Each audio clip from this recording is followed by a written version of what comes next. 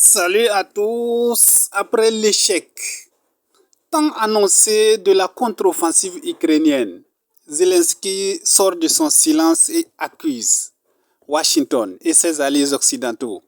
Donc, il faut noter que rien ne va plus entre Zelensky et ses occidentaux. C'est que l'histoire, vous devez noter que Zelensky réclamait des chars, plusieurs chars pour pouvoir vaincre la Russie sur le champ de bataille.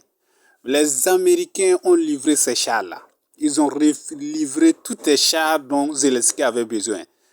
Mais l'heure du premier jour de la contre-offensive, les forces russes ont détruit presque la totalité de ces chars-là.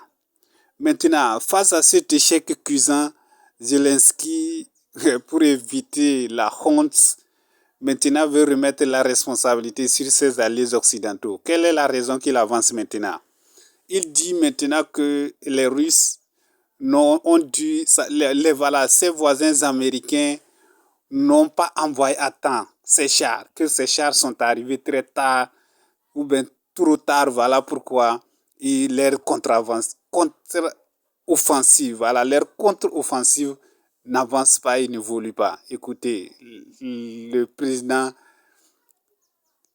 ukrainien et son général, les accusations qu'il porte sur ses alliés. Cette offensive qui piétine est-elle en train d'enfoncer un coin entre les alliés?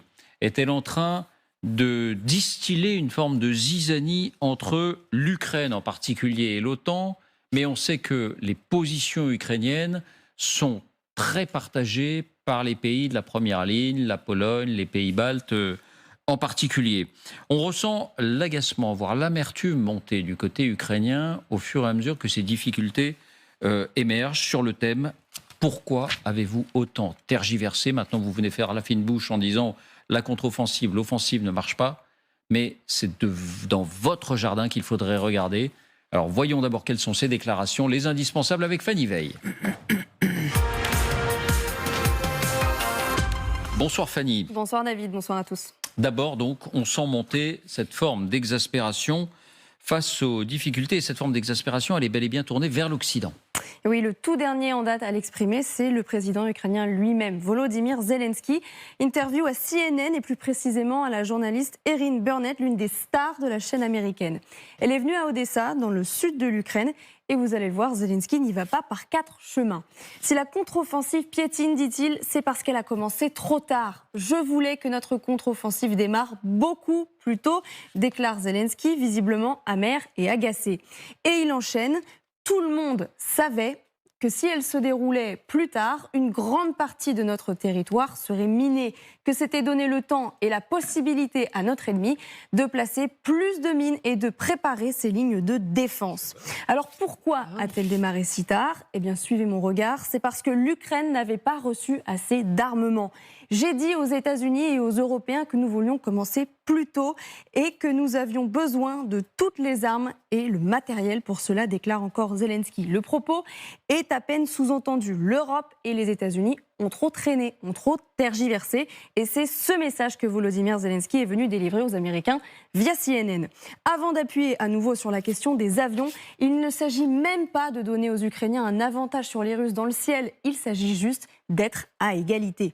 Avant Volodymyr Zelensky, souvenons-nous, c'était déjà le commandant en chef de l'armée ukrainienne, l'autre homme fort de l'Ukraine, le célèbre général Valery Zaloujny, qui avait laissé exploser une rare colère face au dépit des Occidentaux devant l'insuccès de la contre-offensive. « Je suis furieux », avait-il martelé dans le Washington Post, en appelant lui aussi à livrer plus d'armes. Et il avait ajouté « Si je ne reçois pas 100 000 obus en une semaine, 1000 personnes vont mourir ».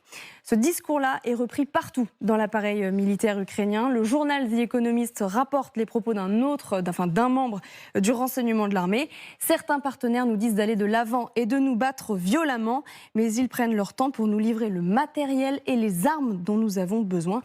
Bref, David, le ton monte. Et dans le camp occidental, de ceux qui soutiennent l'Ukraine militairement, on sent aussi que des nuances, et un peu plus que des nuances, sont en train de voir le jour. Oui, notamment, vous le disiez à l'instant, chez les plus fervents défenseurs, soutiens de Kiev. Par exemple, les Britanniques. Écoutez l'amiral Tony Radakin, le chef des forces armées britanniques. You have tactical issues, the lack of air cover for Ukraine, the yeah, they haven't got all of the equipment that they would have desired. Sous-entendu, l'Occident, Washington, a intérêt à fournir davantage à Kiev. Et c'est aussi ce qu'affirme Edward Stringer, ancien chef du développement des forces interarmées au